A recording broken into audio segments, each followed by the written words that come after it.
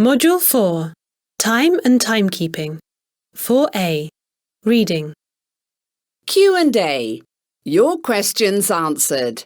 Edited by Jessie Cunningham. 1.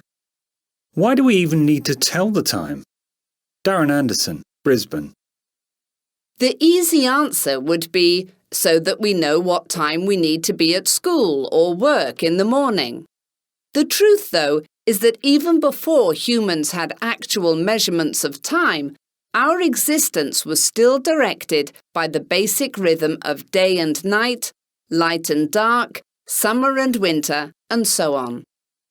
Some of the earliest timekeeping devices were based around this too, like sundials, which tracked the passing of time during the course of the day by how the shadow of a static point moved.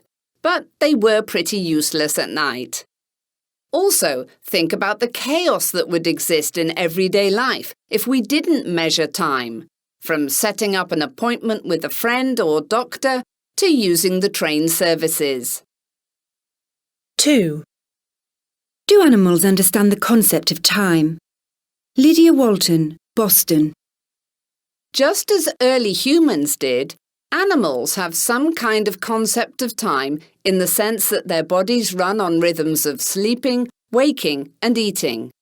In other words, they probably understand the concept of periods of light and dark, of a day. Domesticated animals also tune in to the daily routine of their household and seem to understand that some things happen in a certain order or at certain times.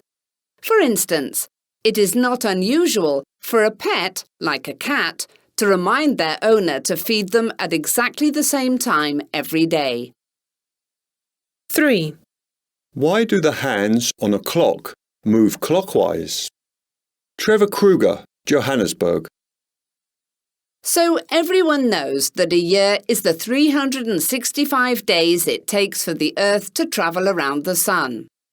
Well, it turns out everyone is slightly wrong. The actual exact length of a year is 365 days, 5 hours, 48 minutes and 46 seconds, which means that the year as we count it is actually nearly 6 hours short. Every 4 years, we make up for this by adding the missed hours together and making them into an extra day in February.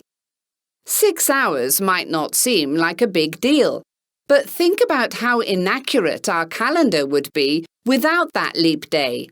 After a few hundred years, with all those sets of 6 hours added together, we would soon end up with a calendar that didn't match with the seasons. 4. Why do we have leap years? Sophie Hamilton, Auckland.